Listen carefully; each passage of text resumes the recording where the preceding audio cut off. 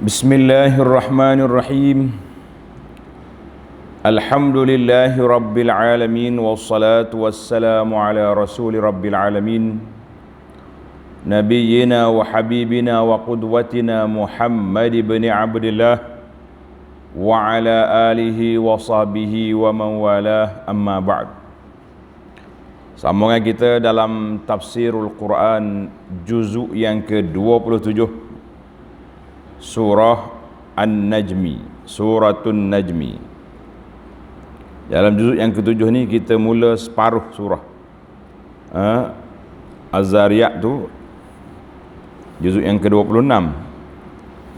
Kemudian mari surah At-Tur dan surah An-Najmi. Tanda surah An-Najmi, surah yang ke-53 dari awal Quran. 53. Buka Quran, kita baca beberapa ayat sebelum kita pergi ke terjemahan dan huraiannya, insya-Allah. A'udzu billahi as-sami'il 'alim minasy syaithanir rajim. Bismillahirrahmanirrahim. Wan najmi idza hawa ma dhalla sahibukum wa ma ghawa wa ma yantiqu 'anil hawa in huwa illa wahyun yuha. Allamahu syadidul quwa dzu mirratin fastawa wa huwa bil ufuqil a'la thumma dana fatadalla fakana qaba qausaini aw adna fa ila 'abdihi ma auha ma kadzabal fuadu ma ra'a afatumarunahu ala ma yara wa laqad ra'ahu nazlatan ukhra 'inda sidratil muntaha indaha jannatul ma'wa.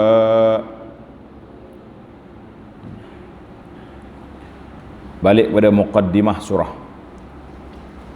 Muqaddimah suratun Najmi. Muqaddimah pimpinan. Surah ini diturunkan di Makkah. Dalam bahasa tafsir ulumul Quran, kalau surah turun Makkah dia panggil apa? Makkiyatun. Ingat, turun Makkah nama dia Makkiyatun. Mengandungi 62 ayat. Sini ada khilaf. Hari ini ada khilaf. Ada kata isnatani wasituna ayat, 62. Ada yang mengatakan 61. Di mana tempat mereka khilaf, iaitulah khilaf di minal haqqi syai'a amman tawalla al hayatad dunya. Jadi nak berhenti kat mana? Kalau berhenti dua kali jadi 62. Kalau dia sambung sekali jadi 61. Itu punca berlaku khilaf. Dinamakan surah An-Najmi, makna bintang. An-Najmi dengan makna bintang. Ataupun surah Wan Najmi, ataupun surah Wan Najmi idza hawa.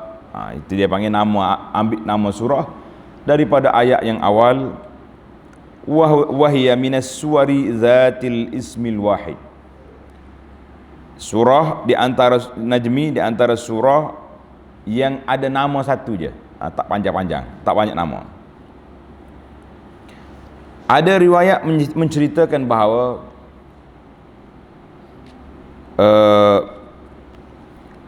Nabi SAW sujud dalam ayat ini, surah Najmi ini, dan orang-orang yang berada bersama dengan Nabi SAW semuanya sujud. Wa sajada ma'hul muslimuna wal musyrikuna wal jinn wal ins. Orang muslimin, orang kafir, jin, manusia sujud belaka. Dan wa warada annahu sajada biha, ada juga riwayat kata Nabi sujud. Hak kafir lain pun sujud juga, dia terkejut sujud. Ghaira anna syaikhan, seorang yang kafir tak sujud. Gedabai dia ni. Akhadha kafan min turab, dia ambil genggam tanah, dia buat naik tanah tak dai dia. Dia kata cukup lah, tak payah sujud, apakah sujud atas tanah, aku angkat tanah tak sini. Maksud jenis orang panggil bermain-main lah tu, kan. Qala Ibnu Mas'ud radhiyallahu anhu rawil hadis, dia kata apa? Fara'aituhu ba'da dzalika qutila kafiran. Aku tengok si kafir ni mati kafir, dibunuh kafir. Wa huwa Umayyah bin Khalaf. Nama dia Umayyah bin Khalaf. Ini kepala pengak kafir ni. Tengok dalam surah, dalam tafsir kita, apa dia kata? Surah ini dinamakan An-Najmi, Suratun Najmi, bintang, kerana pada awal surah ini Allah Ta'ala bersumpah dengan bintang bahawa Nabi Muhammad sallallahu alaihi wasallam yang dituduh oleh orang-orang yang kafir dengan berbagai-bagai tuduhan, tidaklah ia menyeleweng dari jalan yang benar, dan tidak pula ia sesat dengan kepercayaan yang salah. Nabi kita ni bukannya menyeleweng, bukan sesat. Hak sesatnya puak-puakmu tu, hak nuduh kat situ. Dan bahawa segala yang dikatakannya dan disampaikannya yang berhubung dengan agama Islam adalah wahyu dari Allah Subhanahu wa taala, yang disampaikan, diajarkan kepadanya oleh malaikat Jibril alaihi salam. Intisari kandungannya. Apa dia intisari? Mana dalam 62 ayat ni apa yang Tuhan nak cerita? Itu ringkasan. Allah menerangkan mengenai perkara-perkara yang telah disaksikan oleh baginda Nabi sallallahu alaihi wasallam pada malam berlakunya Isra dan Mi'raj. Kata di para ulama, dalil Nabi kita Isra duduk di surah Isra, dalil Mi'raj duduk di surah ni. Kena ingatlah. Mana dalil Isra, dalil Mi'raj, dia dua tu. Isra atas bumi, Mi'raj naik ke langit. Pada malam berlakunya Isra dan Mi'raj, bahawa Nabi sallallahu alaihi wasallam telah menyaksikan pada malam itu akan sebahagian dari sebesar-besar tanda-tanda yang membuktikan luasnya pemerintahan dan kekuasaan Allah Azza wa Jalla. Setelah itu lalu diterangkan tentang kesesatan kaum kafir musyrik yang telah terjerumus dalam penyembahan berhala, dan tentang fahaman mereka yang tidak berdasarkan sebarang bukti bahawa kononnya malaikat-malaikat itu ialah anak-anak perempuan Allah. Mainnya puak kafir ni. Dia tak nak anak perempuan, dia beri ke Tuhan anak perempuan. Anak laki-laki ambil ke dia. Untuk membasmi fahaman syirik itu, Allah Subhanahu wa taala telah perintahkan rasulnya Nabi Muhammad sallallahu alaihi wasallam menyiarkan Islam dan menanamkan dasar-dasar tauhid, serta janganlah ia hiraukan golongan kafir yang menentangnya, kerana golongan yang kafir itu hanya mementingkan kehidupan dunia semata-mata, dan itulah sahaja kesudahan tujuan dari pengetahuan yang dicapai oleh mereka. Kemudian ditegaskan bahawa hikmahnya Allah Ta'ala menjadikan seluruh alam ini untuk membalas orang-orang yang berbuat baik dengan balasan yang sebaik-baiknya, dan membalas orang yang berbuat jahat menurut apa yang mereka lakukan. Kita dah bincang dalam siri ayat lepas, kan? Untuk orang baik Allah kata bima kuntum, untuk orang jahat Tuhan kata ma kuntum ta'malun. Hak mu buat setimpal. Hak baik Dengan sebab membuat baik, aku limpah kurnia. Allahu Akbar.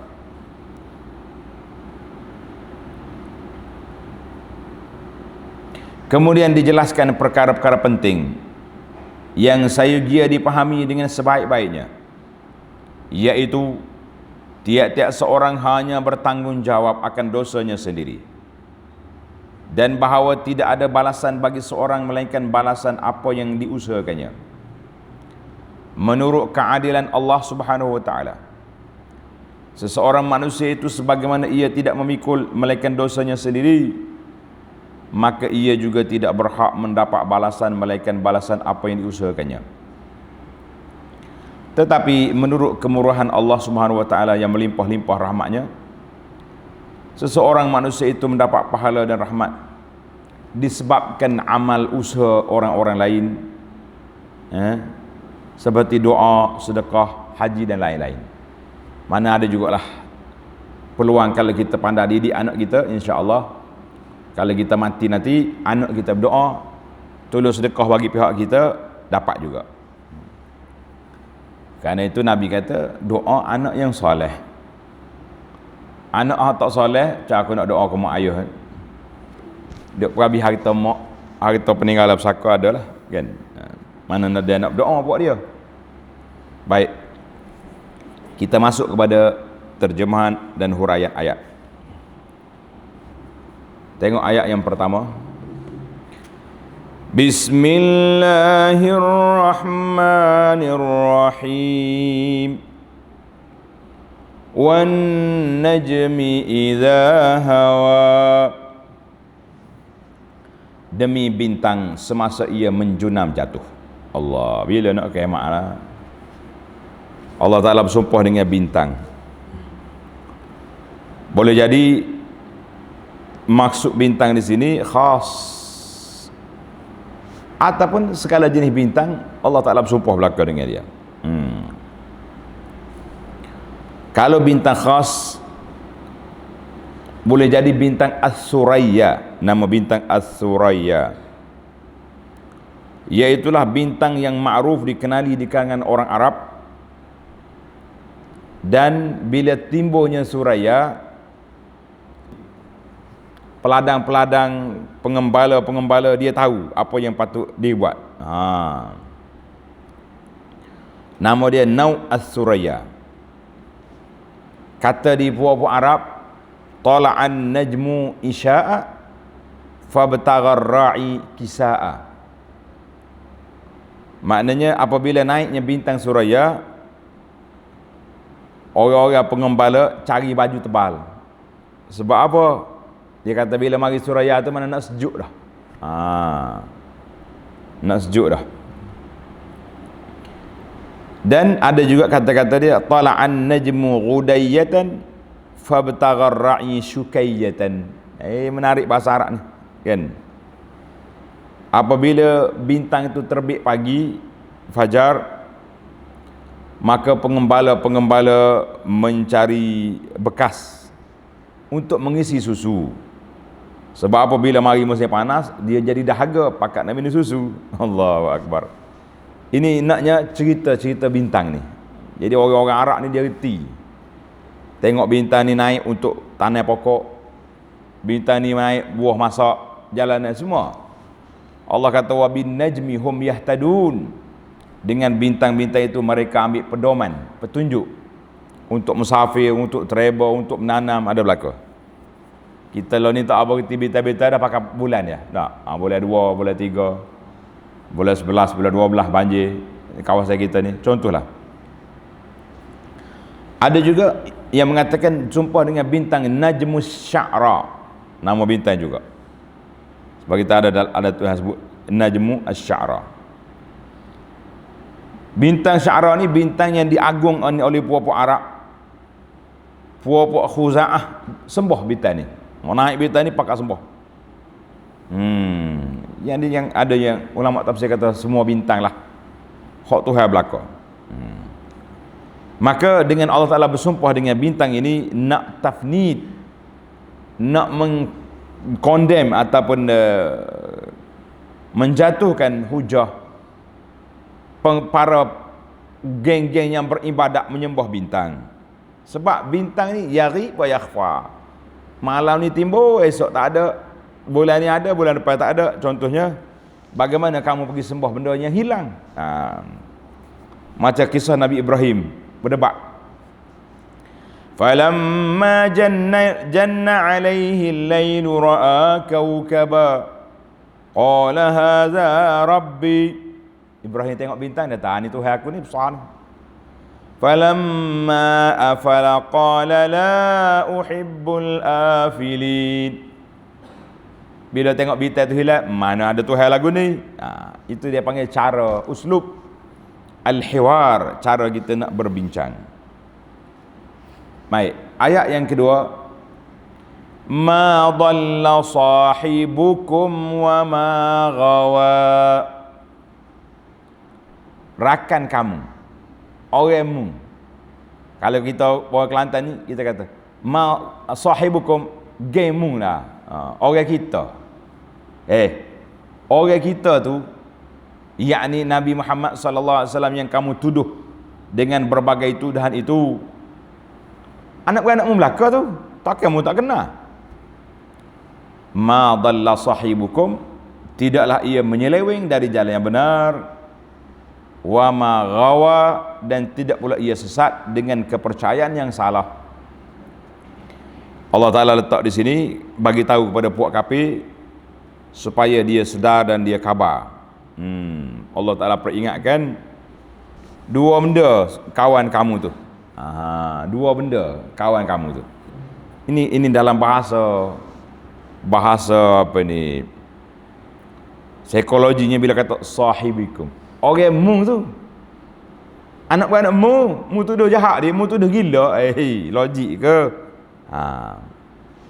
Kata di para ulama psikologi, dia kata apa? Kullu syakhsin lasta ta'rifuhu ka kitabin lasta qari'uhu. Tulis ni pelajar. Kullu syakhsin lasta ta'rifuhu ka kitabin lasta qari'uhu. Setiap orang yang kamu tak kenal dia seperti buku yang kamu tak pernah baca. Buku yang kita tak aja baca, kita tahu isi tak tahu apa. Nama penulis pun tak kenal. Siapa dia? Abu Anas. Abu Anas Madani ni siapa? Kita tak kenal pun dia.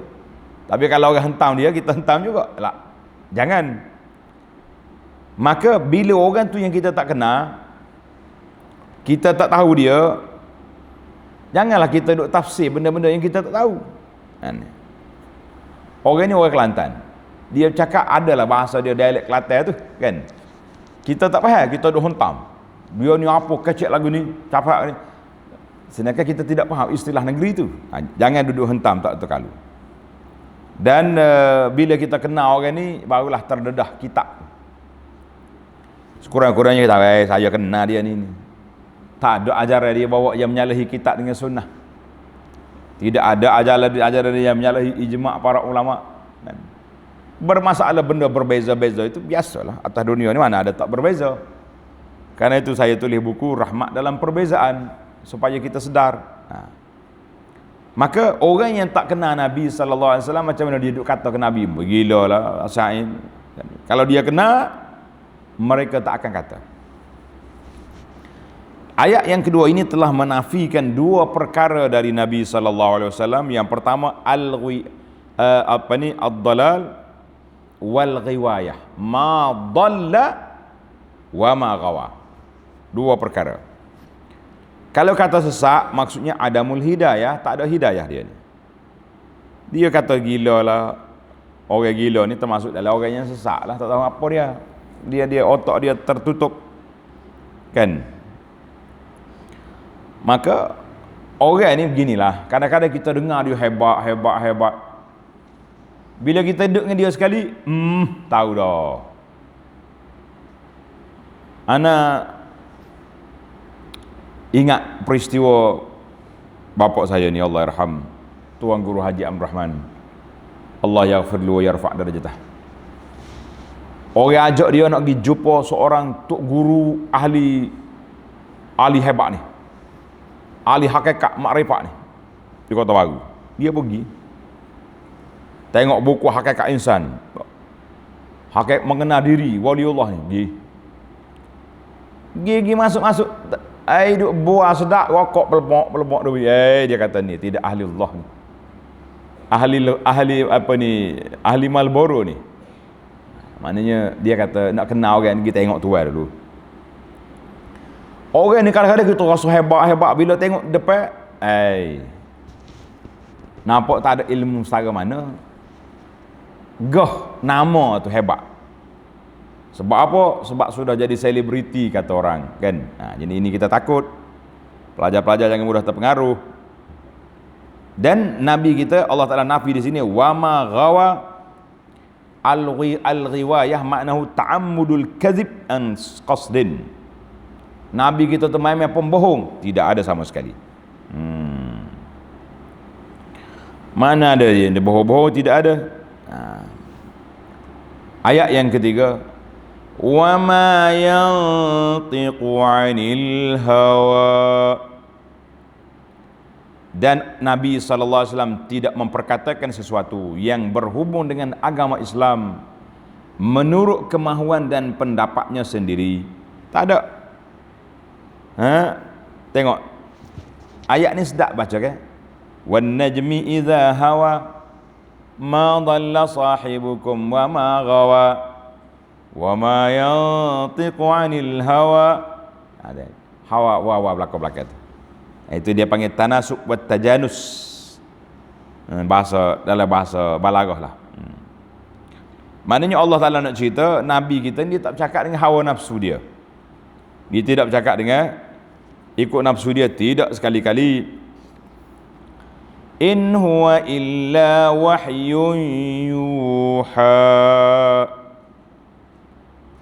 Segala yang diperkatakannya itu sama ada Al-Quran ataupun hadis, tidak lain melainkan wahyu yang diwahyukan kepadanya. Nabi kita sallallahu alaihi wasallam cakap dengan wahyu, termasuklah dalam dia bergurau. Bila Nabi bergurau, Nabi kata apa? Inni la aqulu illa haqqa. Aku bergurau tapi hak betul. Bila mari orang tua minta nak masuk syurga, Nabi bergurau. Nabi kata, makcik, orang tua tak ada dalam syurga. Menangis orang tua ni. Nanya dia kata, pas nak hidup mana orang tua? Rupanya dalam syurga tidak ada rupa tua. Makcik-makcik tua kita ni hak kepung dah ni. Jangan bimbang. Tak apa, tak pakai bedak apa ni mati hatu pagi pun. Bedak sejuk tak apa, lawak ilai panah kan. Nanti dalam syurga umur sebaya belaka 33 tahun. Masya-Allah tabarakallah. Maka Nabi kita sallallahu alaihi wasallam Allah Taala beri pada dia jawami'ul kalim. Cakap pendek, makna dia panjang. Mengandungi isi, poin itu besar. Tanda ni pelajar. Al-Hafiz Ibn Rajab Al-Hambali dia sebut dalam kitab dia Jami'ul Ulum wal Hikam, dia telah menyenaraikan nama-nama al-ulama allazina jama'u jawami' kalimihi. Ulama-ulama yang telah mengumpulkan kata-kata Nabi hak pendek ni, jawami'ul kalim Nabi sallallahu alaihi wasallam dalam kitab khas, jawami'ul kalim. Allahu akbar. Ulama ni hebat. Kan? Apabila mereka berbincang tentang orang yang hebat, iaitulah Nabi kita sallallahu alaihi wasallam. Jawami'ul kalim nama dia. Maknanya cakap pendek, makna panjang. Kita lah ni pula cakap panjang tak ada makna. Ada juga lagi tu 1 jam pergi dengar ceramah ustaz, sengih suka. Balik-balik ke rumah, anak tanya, mak dengar ceramah apa tadi? Isteri tanya, bang ustaz kata apa? Tahu ustaz tu nakal je, tak tahu apa yang dia belajar. Orang bercakap dengan Nabi pendek, makna panjang. Ad-din nasihat. 1 kitab orang tulis terjemah hadis atau syarah hadis. Yang pentingnya Allahu akbar. Nabi kita sallallahu alaihi wasallam ini dia tidak, Allah Taala jaga dia daripada bercakap tentang hawa nafsu, tak mungkin. Dengar satu kisah. Kisah sewaktu pembukaan kota Mekah, bulan Ramadan tahun yang ke-8, Nabi SAW masuk Mekah. Nabi kita beri kemaafan kepada orang-orang Mekah hak lawan dia dulu, hak kena maaf.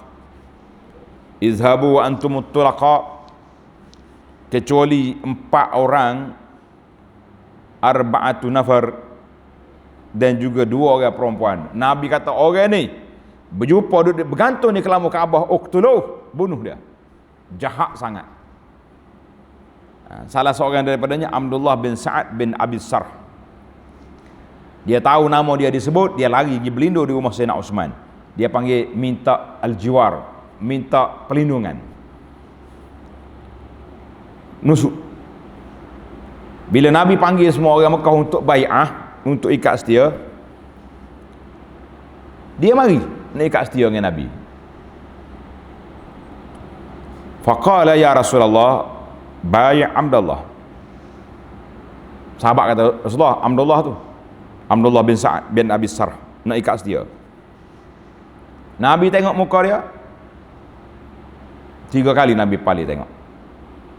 Ziabah, Nabi tak hulur tangan. Sebab dia sudah dihalalkan darah dia, jahat sangat ni. Mari nak ikat setia dengan aku. Nabi tak. Kullu zalika ya'ba.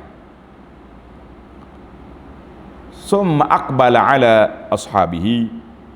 Lepas pada peristiwa itu, Nabi pun balik kepada sahabat-sahabat dia. Nabi kata, ama kana fikum rajulun rasyid. Tak ada ke hak dalam kalangan kamu ni hak cerdik? Mu tengok aku tarik tangan aku, tak mau bai'ah. Patutnya mu tarik orang ni keluar daripada majlis, bunuh dia. Sebagaimana hukuman telah dijatuhkan, orang ni 4 orang ni dibunuh walaupun sudah bergantung di kelamu Kaabah. Kenapa kamu diam? Nabi tegur sahabat-sahabat. Sahabat kata, ya Rasulullah, wa ma yudrina, kami tak tahu Nabi. Kenapa Nabi tak isyarat? Kan kita kalau kita nak suruh apa-apa, kita isyarat ke pengawal kita. Nabi senyap, tak kata apa. Nabi tengok ya. Kenapa Nabi tak isyarat? Kalau isyarat yang gini, kami tarik terus, pancung terus, penggal kepala. Nabi tak isyarat. Kata Nabi SAW, innahu la yanbaghi li nabiyyin an takuna lahu kha'inatul ayun. Tidak layak bagi seorang Nabi khianat dengan mata. Ni namanya kenyuk mata ni khianat. Lah ni pula orang panggil khianat aku alamaya. Kita pergi mesyuarat dengan orang, senyap-senyap kita rakam mesyuarat. Belum habis mesyuarat, sudah ditularkan video ataupun rakaman MP3 kita tu sebar habis ke orang. Pecah habis rahsia. Ini kejahatan. Dia panggil kejahatan di alam cyber, alam internet hari ni. Nabi tak ajar khianat macam tu. Hari ni nak cari orang yang amin, sukar, pengkhianat ramai. Maknanya kalau orang yang darahnya telah dihalal pun Nabi tak buat isyarat, menunjukkan bahawa Rasulullah sallallahu alaihi wasallam iaitulah seorang yang ma dhalla sahibukum wa ma gawa. Bukan pembohong, bukan pengkhianat, tidak. Dia bercakap dengan wahyu. In huwa illa wahyun yuha. Wahyu ni makna apa? Makna as-sautul khafiyyu, suara yang perlahan, tersembunyi. Allah Ta'ala hantar mari Jibril, dia mari mengajarkan Nabi SAW. Wahyu dibawa oleh siapa? Jibril, menjadi pengantara di antara dia dengan Allah, bawa mari Quran kepada Nabi SAW.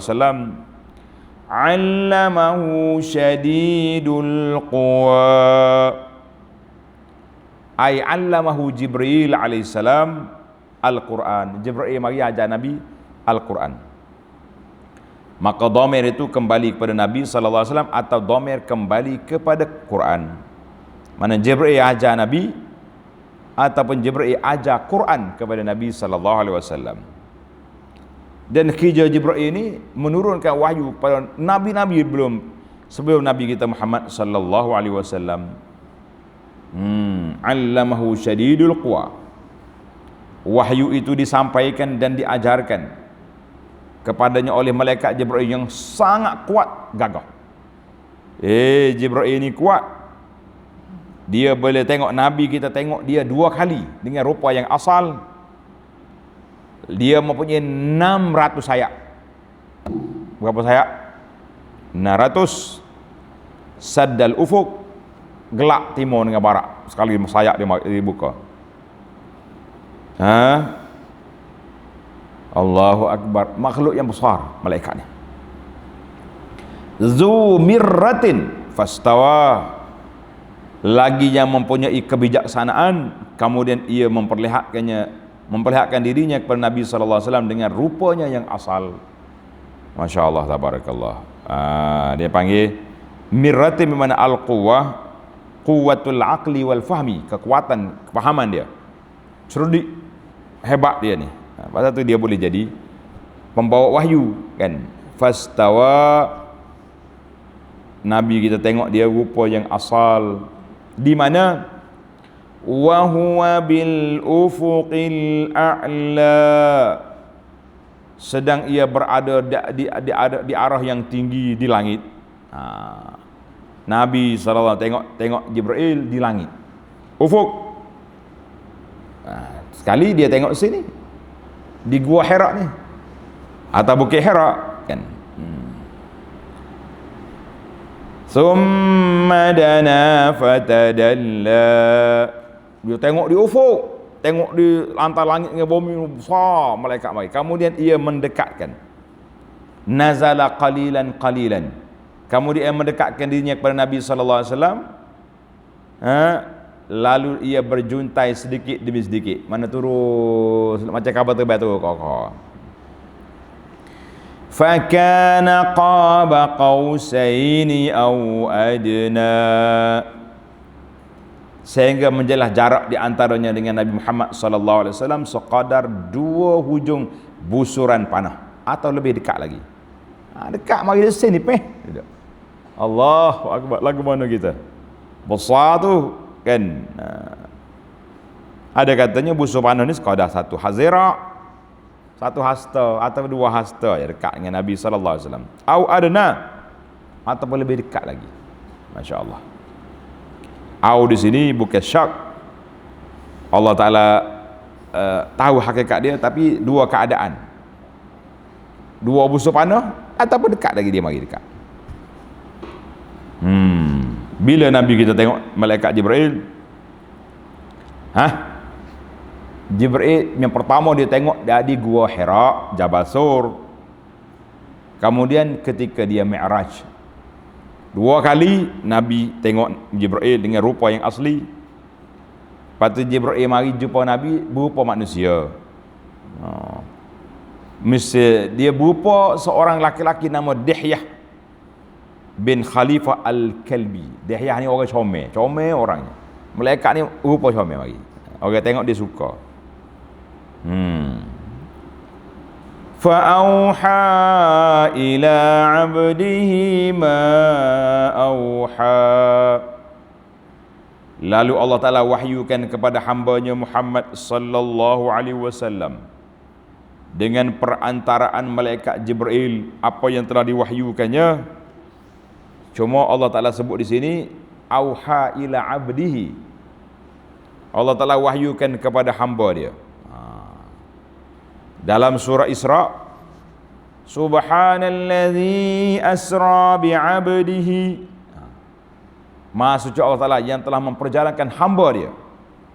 Maka di sinilah para ulama telah membuat analisa bahawa maqamul ubudiyah, makam kehambaan itu makam yang paling tinggi. Allah Ta'ala anugerah Nabi abduhu wa rasuluhu, hamba dia. Allahu Akbar, hamba Allah. Maka Nabi kita tengok tanda-tanda kekuasaan Allah Ta'ala yang besar di langit. Jibril pula mari. Ma kadzabal fuadu ma ra'a. Hati Nabi sallallahu alaihi wasallam tidak mendustakan apa yang dilihatnya. Nabi tengok betul dah ni. Nak dusta apa lagi, naik tempatnya paling tinggi sekali. Walaqad ra'ahu nazlatan ukhra inda sidratil muntaha. Dan demi sungguhnya Nabi Muhammad sallallahu alaihi wasallam telah melihat malaikat Jibril dalam bentuk rupanya yang asal sekali lagi. Bila? Iaitulah pada malam Isra', pada malam Mi'raj. Tanda pelajar. Dalil Isra' mana? Surah Isra'. Dalil Mi'raj ni ayat ni. Walaqad ra'ahu atal ukhra inda sidratil muntaha. Nabi kita tengok sekali lagi Jibril alaihissalam pada hari Isra' dan Mi'raj. Inda sidratil muntaha. Apa dia sidratul muntaha? Tengok nota di bawah. Menurut hadis-hadis Nabi sallallahu alaihi wasallam, sidratul muntaha itu terletak di langit yang ketujuh. Pokok sidratul muntaha ni Allah Taala ciptakan dia di tempat yang suci. Jadi lagu mana pokok ni? Bagaimana hakikat dia? Bagaimana bentuk dia? Tak sedut mikirlah. La yastati', di luar kemampuan kita untuk mencari-carinya. Ini benda gaib. Yang pentingnya dia duduk di langit yang ketujuh. Ada setengah riwayat kata umbi dia langit keenam, pucuk dia langit yang ketujuh. Wallahu alam besar. Pokok yang besar ini Nabi kita pergi pada Isra' dan Mi'raj. Dekat dengan Sidratul Muntaha, Nabi kita dengar sariful aqlam, pen dia menulis, malaikat menulis amalan hamba-hamba dan menulis takdir ketetapan-ketetapan seorang hamba ni, baiknya buruknya, hidup dia mati, panjang umur ke pendek umur, ada berlaku situ. Allahu akbar. Maka dengan Nabi kita Mi'raj ini nak suruh bunyi kita dengar, Nabi tengok sendiri betapa besarnya makhluk Allah Azza wa Jalla ini. Indaha jannatul ma'wa, yang di sisinya terletak syurga jannatul ma'wa. Jadi syurga ni ada dah lah ni, di langit, duduk di atas, bukan ada di kampung kita ni tak. Idh yaghshas sidrata ma yaghsha. Nabi Muhammad sallallahu alaihi wasallam melihat Jibril dalam bentuk rupa yang asli pada kali ini semasa di muntaha itu diliputi oleh makhluk-makhluk dari alam-alam gaib yang tidak terhingga. Jadi ramalah katanya wa ghasyiha alwanun la adri ma hiya. Cahaya melingkungi aku, tak tahu apa dia, kata Nabi sallallahu alaihi wasallam. Ada kata malaikat-malaikat di sidrah ini seperti burung-burung di atas dahan pokok, duduk bertasbih pada Allah Azza wa Jalla. Masya-Allah. Ma zaghal basaru wa ma tagha. Penglihatan Nabi Muhammad sallallahu alaihi wasallam tidak berkisar daripada menyaksikan dengan tepat akan pandangan yang indah di situ yang diizinkan melihatnya, dan tidak pula melampaui batas. Nabi tengok cantik pemandangannya Tuhan beri, Tuhan izin kepada dia, Nabi tengok. Allahu akbar.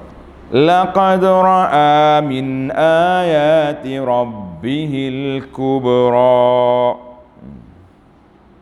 Demi sesungguhnya Nabi telah melihat sebahagian dari sebesar-besar tanda yang membuktikan luasnya pemerintahan dan kekuasaan Allah. Itu dia panggil, tamatlah perbincangan kita tentang mukjizat Nabi sallallahu alaihi wasallam. Allah Taala bawa dia naik ke langit. Panjanglah cerita ni. Tuan-tuan boleh tengok dalam rakaman yang saya telah huraikan, sama ada dalam kuliah kita tentang Isra' dan Mi'raj, ataupun anda baca hadis dalam Bukhari, dalam Muslim tentang hadisul Isra' yang panjang Nabi. Yang pentingnya Allah kata apa? Subhanallazi asra bi 'abdihi lailan minal masjidil haram ilal masjidil aqsa allazi barakna hawlahu linuriyahu min ayatina. Allah kata linuriyahu min ayatina, Allah nak tunjuk pada Nabi tanda-tanda kekuasaan Allah Azza wa Jalla. Sebab apa? Sebab waktu Nabi kita naik Mi'raj itu, waktu tu dia ditekan di Mekah dengan sangat-sangat tekanan. Allah Ta'ala nak tunjuk, mu jangan bimbang Muhammad, kecil belaka tu, mu naik ke atas. Bila Nabi duduk atas di angkasa, dia tengok bumi ni kecil. Mana kalau bumi nampak ada besar ni, Abu Jahal besar mana? Geng-geng Pak Abu ada kena besar mana? Kecil. Apa takut? Ini semua itu hikmah Allah SWT. Tamatlah kita perbincangan tentang Allah Ta'ala bersumpah dengan bintang, dan juga Allah Ta'ala tunjukkan tingginya kedudukan Nabi SAW. Kalaulah lain-lain ibadat kita terima di bumi, ibadat solat Nabi SAW terima daripada Allah Ta'ala di langit. Itu juga satu lagi kelebihan, dia panggil makanatus solah, kelebihan solat.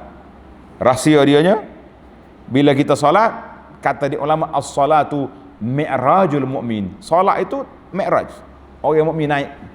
Kita nak jumpa dengan Allah Ta'ala, Allahu Akbar, kita naik. Pasal tu Nabi naik seorang-seorang. Berbeza dengan ketika Nabi kita berhijrah, dia tak hijrah seorang, dia hijrah diiringi oleh Sayyidina Abu Bakar. Dia berjalan, dikejar oleh orang, tapi Mi'raj Nabi pergi seorang. Kita pun nak solat sunat kita seorang-seorang, bagus. Solat Jumaat kena ada fardu, solat fardu kena berjamaah kan. InsyaAllah kita akan sambung ayat yang ke-19. Afara'aitumul Lata wal Uzza, dalam episod baru dalam surah ini, dalam perbincangan kita siri akan datang insyaAllah. Subhanakallahumma wa bihamdika, asyhadu an la ilaha illa anta astaghfiruka wa atubu ilaih. Wa sallallahu ala nabiyyina Muhammad wa ala alihi wa sahbihi ajma'in, walhamdulillahi rabbil alamin. Wassalamualaikum warahmatullahi wabarakatuh.